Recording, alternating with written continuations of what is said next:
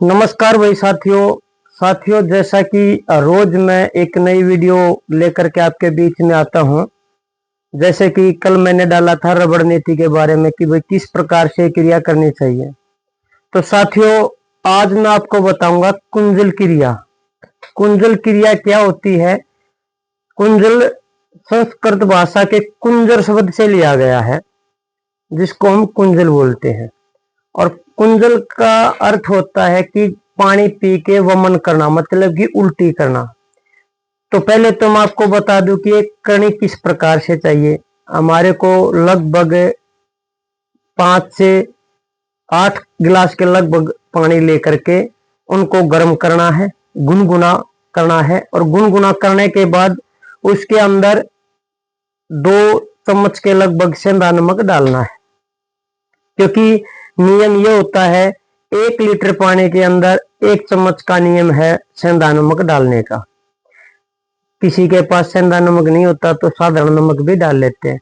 तो उसके अंदर 2 चम्मच आप सेंधा नमक की डालो और पानी को गुनगुना कर लो।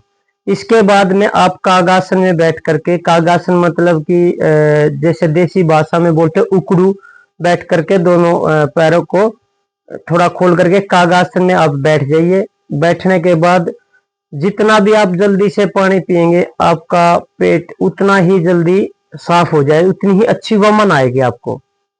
तो साथियों मैं आपको बता दूं कि आपने लंबी सिप सिप करके उस पानी को पीना है। पानी पीने के बाद में वोमिटिंग करनी है। तो इसी के दौरान कई साथियों के फिर प्रश्न होते हैं। अभी जैसे कल भी काफी के फोन आए थे कि आप कुंजल के बारे में भी बताएं। तो आज मैं आपको बता दूं कि किन व्यक्तियों को कुंजल क्रिया नहीं करनी चाहिए। एक तो जिनका बीपी हाई रहता है, उच्च रक्तचाप रहता है, उन व्यक्तियों को कभी भी कुंजल क्रिया नहीं करनी चाहिए। क्योंकि यदि हमारे को बीपी हाई की समस्या है और यदि हम पानी पी करके उसको वोमिट करते हैं और यदि फिर से हमारा बीपी हाई होगा तो बीपी हाई अलग अलग समय पर कभी भी होने लग जाएगा। उसकी मतलब बीपी की एक समस्या ही बढ़ जाएगी। तो बीपी हाई जिसका हो उस व्यक्ति को कुंजल क्रिया नहीं करनी चाहिए। दूसरा, जिसको गुर्दे की समस्या रहती है उस व्यक्ति को भी कुंजल क्रिया नहीं करनी चाहिए। क्योंकि एक इलेक्ट्रोलाइट नाम का एक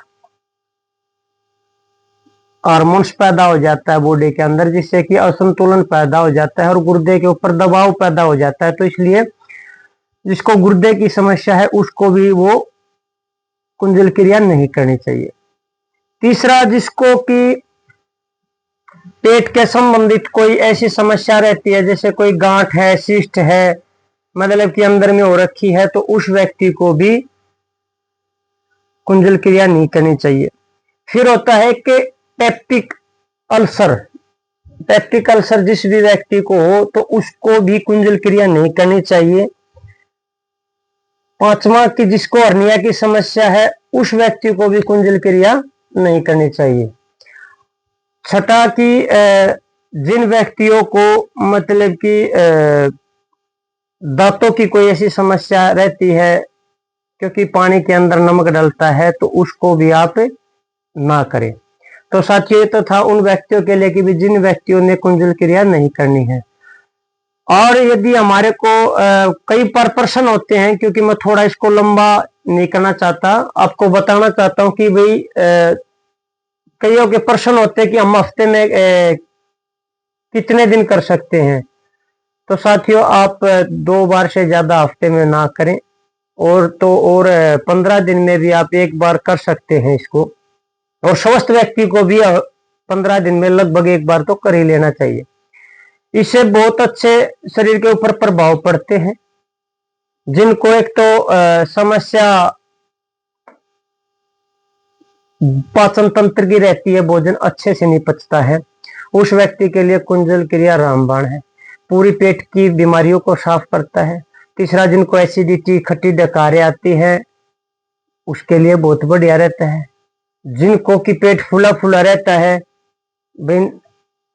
भूख अच्छे से नहीं लगती है, या पेट अच्छे से क्लीन नहीं होता है, तो उनके लिए भी रामबाण है। और जिनको फेफड़ों के संबंधित भी कोई जैसे कि कफ वगैरह जमा रहता है तो उनके लिए भी बहुत बढ़िया है।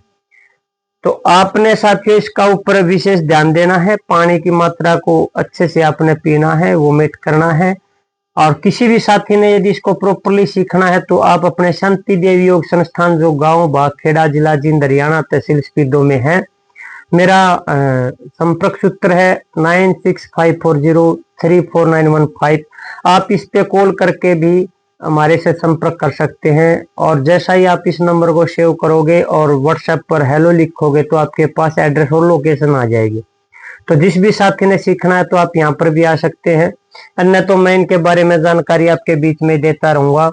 तो साथियों फिर मिलते हैं अगली वीडियो के साथ। और जो मेरा क्रांतिवीर आयुर्वेदा के नाम से जो यूट्यूब चैनल है, इसको आप सब्सक्राइब भी करो, शेयर भी करो और अन्य भी साथियों से इसको सब्सक्राइब करवाओ, क्योंकि उनको भी पता चलता रहे कि स्वस्थ किस प्रकार से रहना है और बगैर दवाइयों से हम अपना इलाज कैसे कर सकते हैं। धन्यवाद साथियों।